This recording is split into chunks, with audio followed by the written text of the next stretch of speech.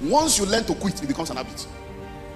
Because you have quitted once. Before you know it, quitting becomes a part of your life.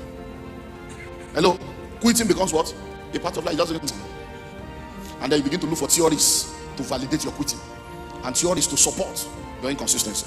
So people of God, you will never change your life until you change something you do daily.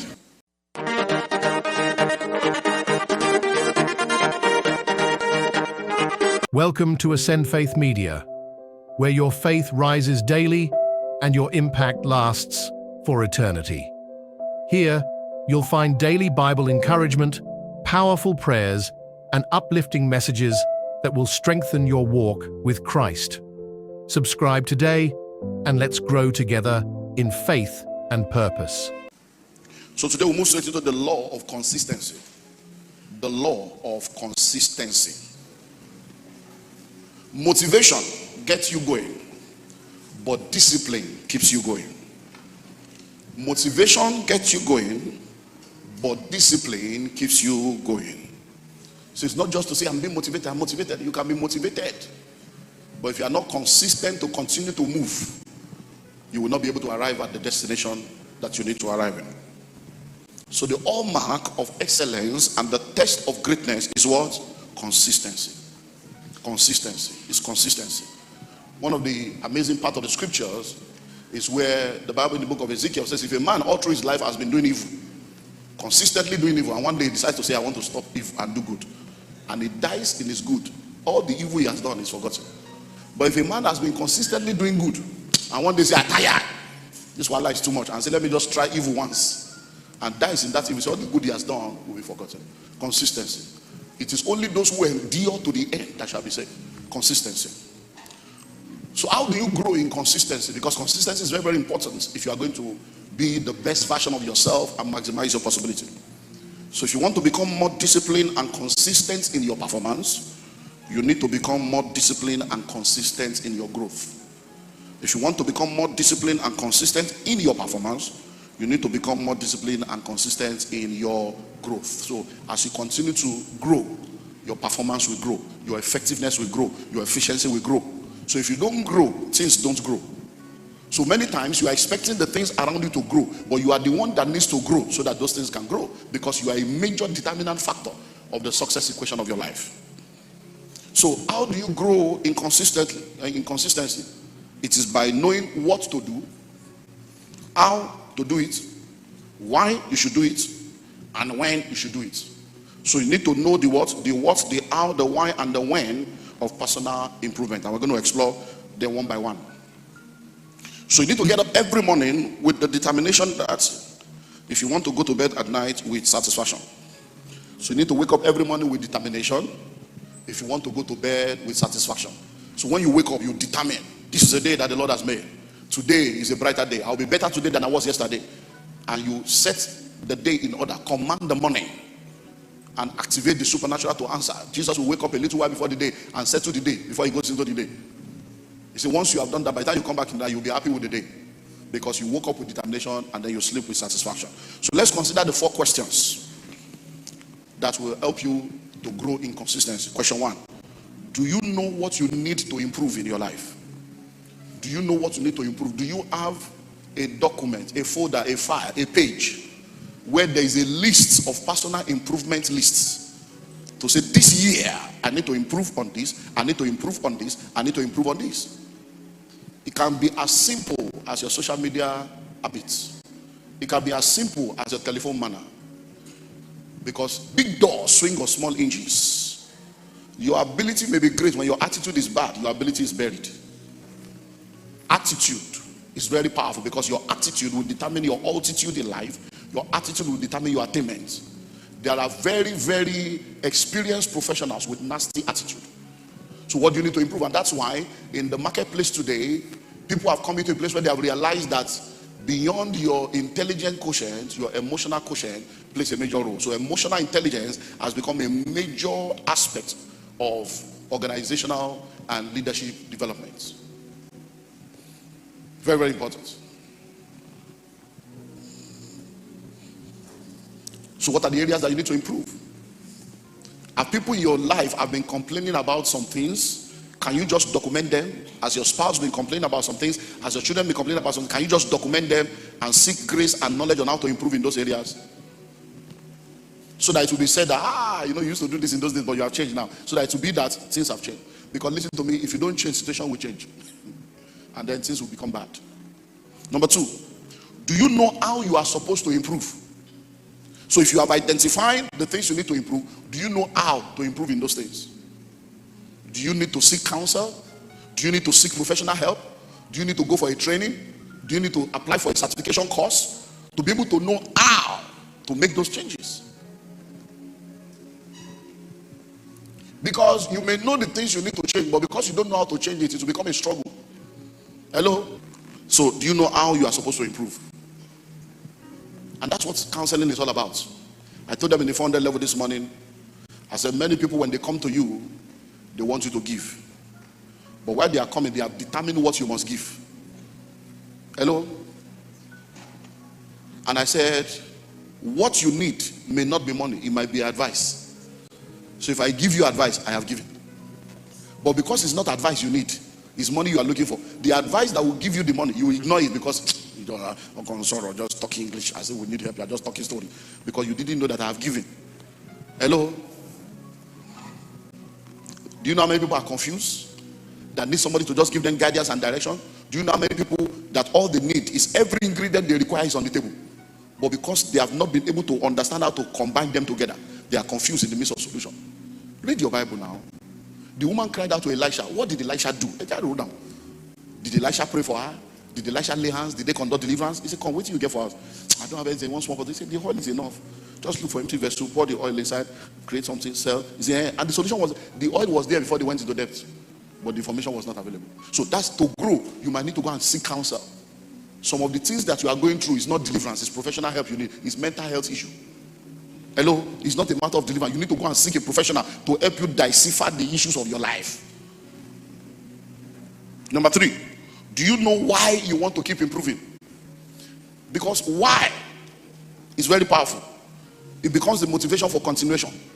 If you don't have a strong enough why, you can give up on many things.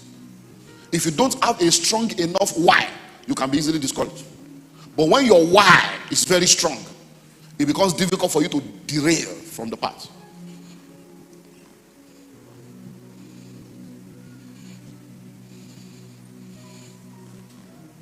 Number 4, do you know when you are supposed to improve?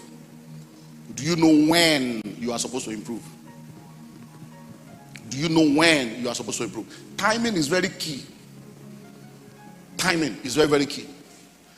Because the Bible says now is the day of salvation. Hello? Now is the day of salvation. So there is a timing. He said, Jerusalem, Jerusalem, thou hast not known the day of thy visitation. Timing. And one of the things I've learned, like I've told you over and over again, in this kingdom, there is no promotion by emotion. If it takes you 5 years to get the message, you will remain on the shelf. And there are many people that have refused to give attention to growth, attention to discipline and personal development, and they have stayed at the same bus stop when they could have gone far. Because the price you refuse to pay as a youth, you will pay as an adult with interest. If you don't endure the discipline of learning, you will have to cope with the regrets that comes after it. Hello? So he said that you submit to the discipline of learning, or you end up with the pain of regrets. So when you are a student in that 4 years, 96 people in a class, lecturer selling handouts, using lantern to read, all kinds of stuff, you go through that 4 years of pain, and then from there they send you to Jigawa, and you go and do youth corp, and then we copper. If you see my mama, Hosanna, tell her, Hosanna, and you go through all that stress, then you get a job as a starter in a oil company, oil servicing company, or a starter, and then before you know it, 5 years later, 7 years later, 10 years later, you're middle management or senior management, and you're a big boy. But there are people that didn't go through that pain, that decided to be joining courts, going for VG, pursuing girls, and then one day you are driving your range, and then people are, you see your classmates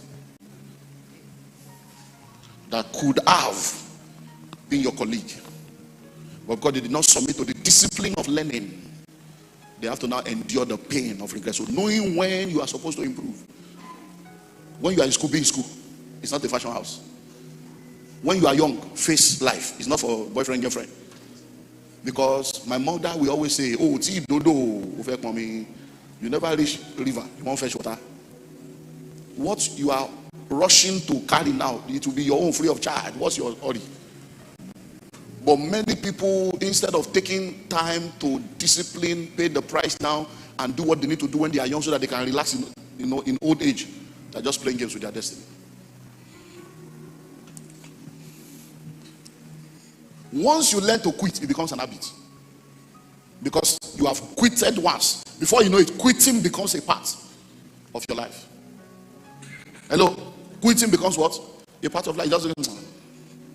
And then you begin to look for theories to validate your quitting. And theories to support your inconsistency. So people of God, you will never change your life until you change something you do daily.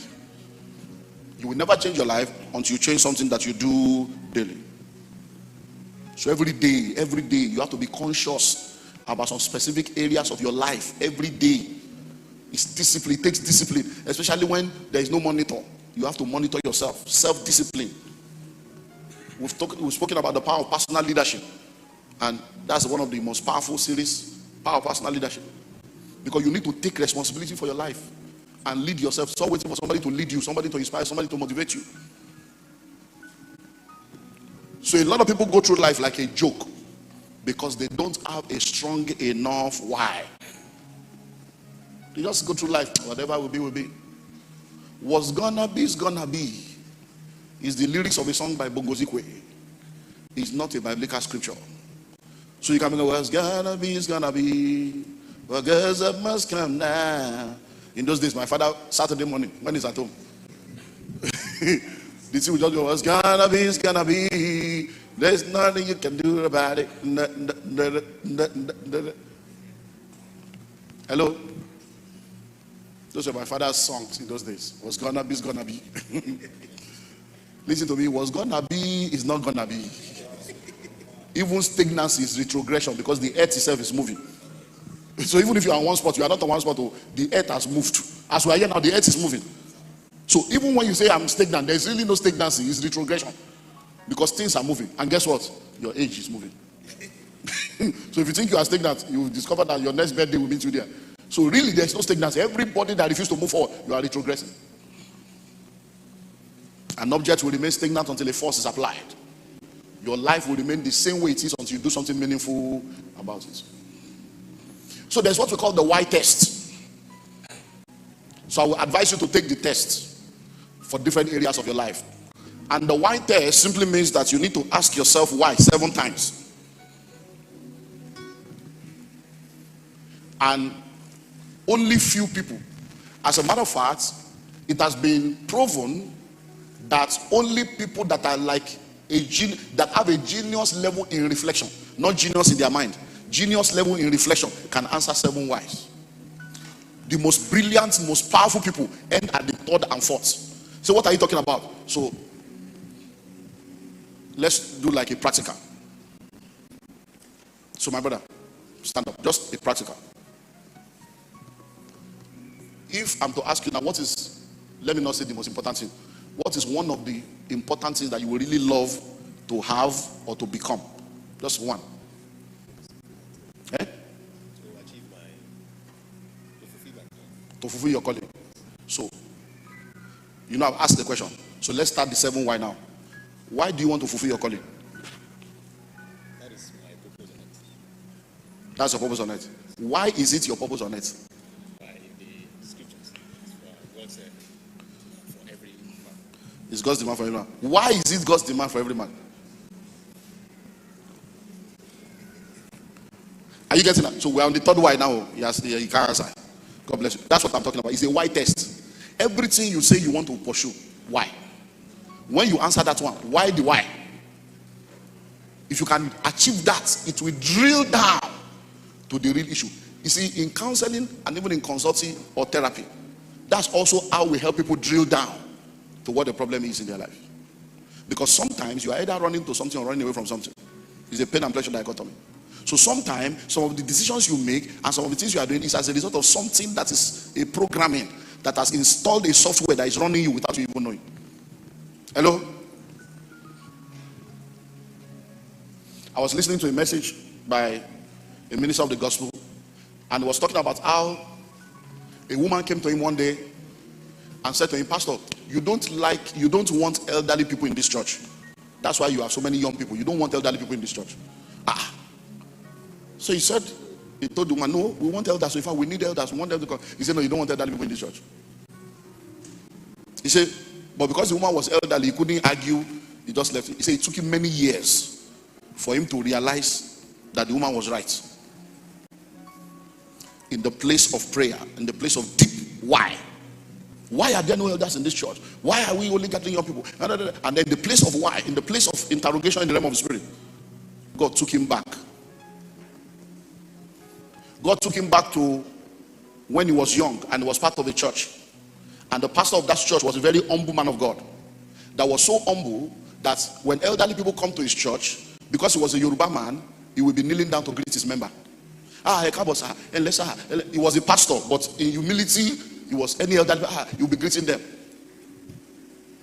And there were a lot of the elders were bringing more elders, the church was going there. One day, one of the elders messed up.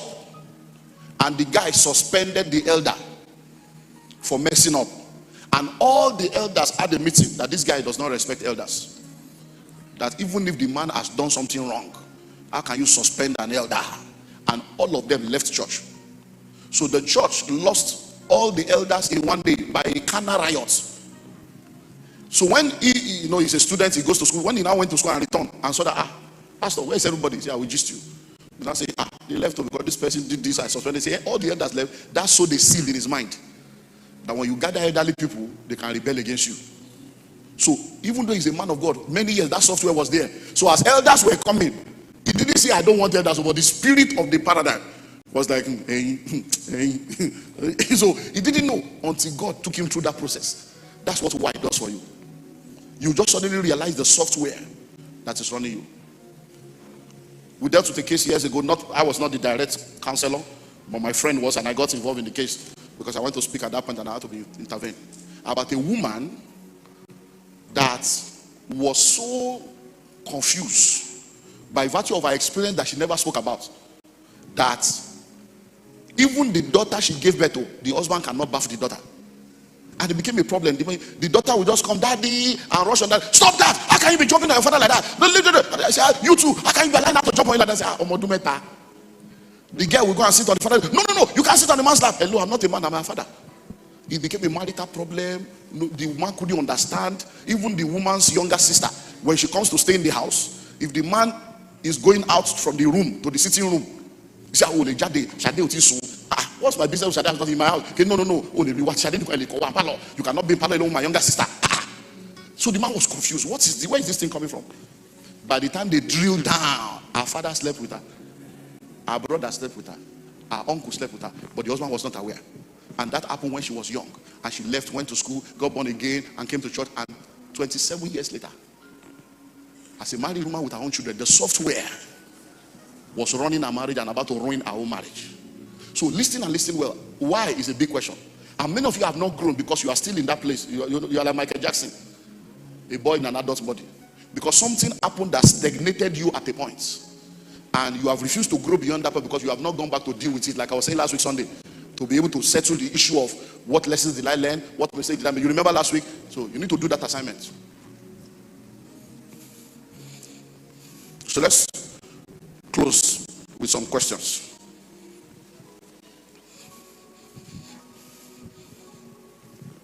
I put there the salary versus commission dichotomy. Just because I want to use it as an analogy to help you understand this issue. Why do you find it difficult to let go of salary and pursue income? Have you ever sat down to investigate the paradigm you have about money? Think about it.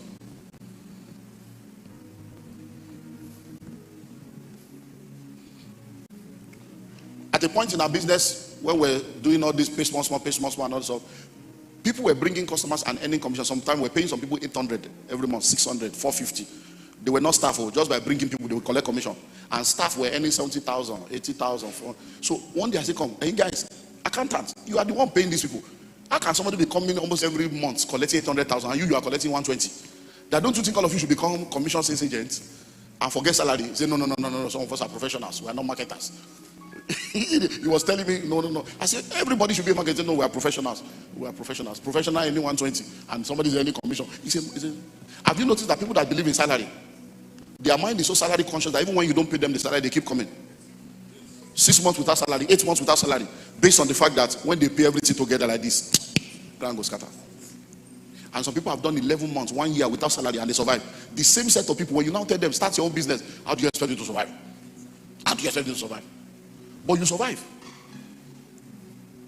People have been without job for 1 year and they were not homeless, they were not naked, they were not hungry.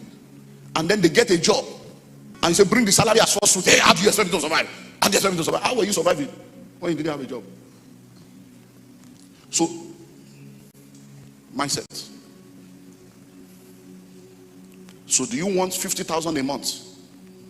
Or you want 5% commission of anything you produce? Hello? People will settle for 50,000. The one that we are sure.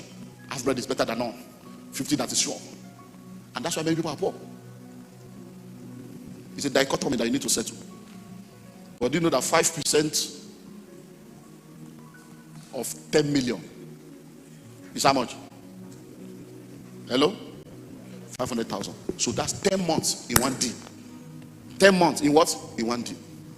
And if you do that 10 million like 7 in a whole year, it settles more than the 50,000.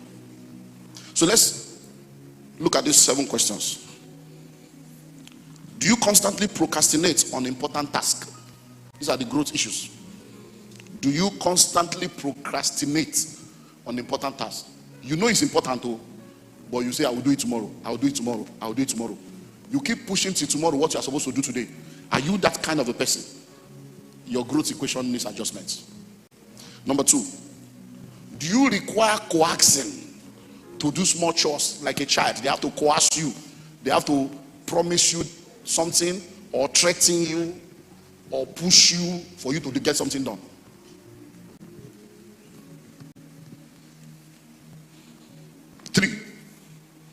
Do you perform duties just to get by? You are like a robot, just to get by. No pleasure, no involvement, no mind. The mind is not in something. You just go.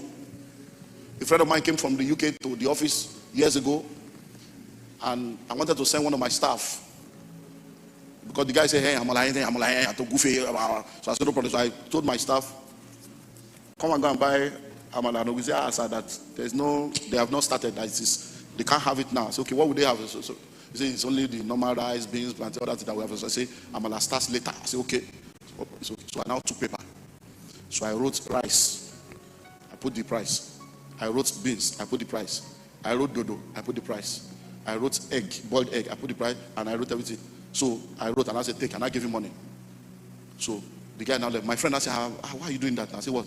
He said, how can you be writing? Is he a small boy? How can you be writing something for someone as if it's I say, oh, my guy is right. I said, it's me that work with them. I want you law school, graduate or no graduate. I said, you'll be shocked. I'm here. These guys have done things that I'm amazed. So I said, this guy is a graduate. But anything that has to do with brain, that needs thinking, there's problem. But we can't turn by. He would rather use night bus than follow us to fly. Oh man, Pastor, don't worry. I will do night bus. I will go to ABC. I will meet you in Port Harcourt. But when it's time to take inventory of the book, he will not be able to say, hey, I think I counted 17. I'll be 17 now. Graduate then. Guess what? The guy returned without buying anything. My friend was still there. I said, what happened? He said, there's no plantain. I said, there's rice, yes. There's beans, yes. There's boiled egg, yes. But there's no plantain. So I came to tell you that should I still buy? There's no plantain. Graduate, oh. If you are a businessman or an entrepreneur in Nigeria and you have employed staff. You know what I'm talking about. Sometimes you are asking yourself, what are these people doing here? This is a waste of money. Even you are not paying yourself, but you have to look for money anyhow to pay them, and you are asking yourself. Some of them are just there, come out till like one office, so that at least somebody will be there to answer people. I'm telling you.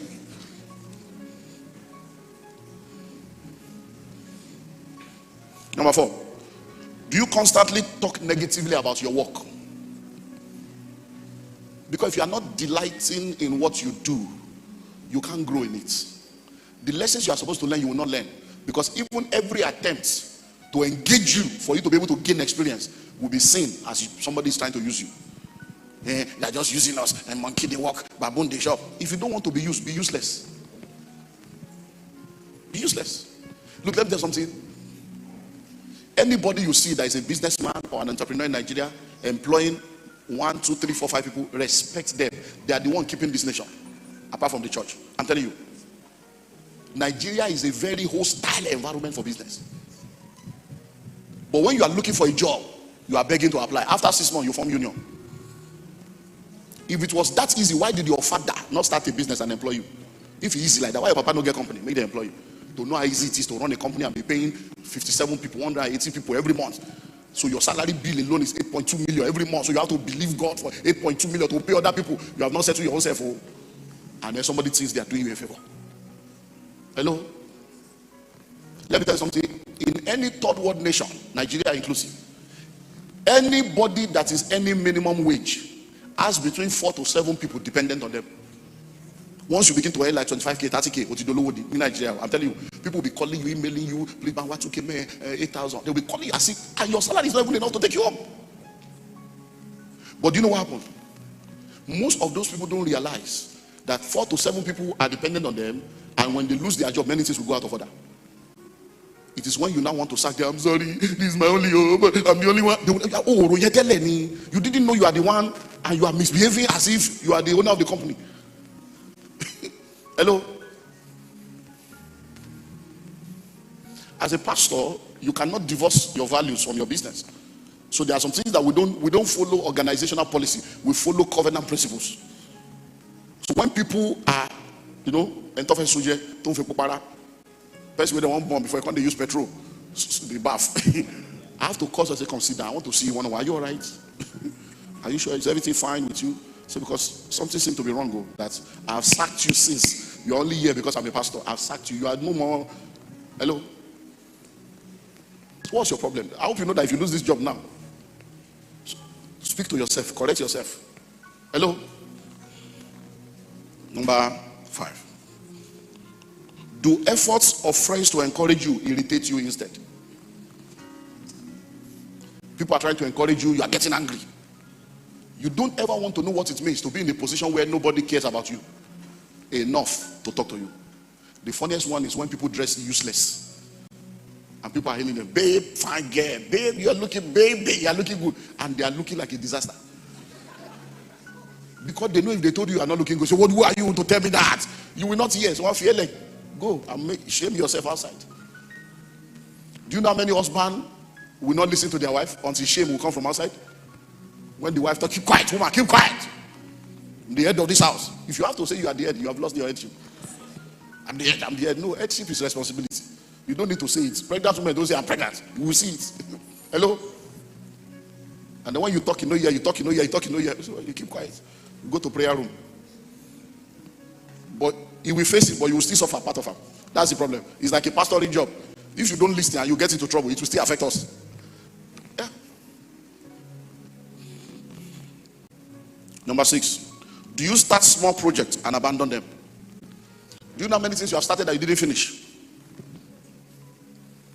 You bought the form for masters. You have not even submitted. You have filled the form, but to submit something just hook. Hello? You wanted to write the book. In fact, you started. You are still in chapter 2 7 years later. You left home that you are going to visit your parents and got to the bus stop and met a friend that told you there is a viewing center where they are playing in March, and you forgot your journey and went to the viewing center. No, it's just simple thing. You can't stay with something to conclusion.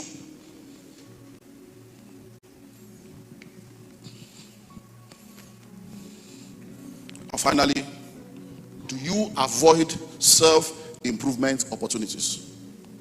Do you avoid self-improvement opportunities? If you have a copy of the book, 15 Invaluable Laws of Growth, rise up on your feet.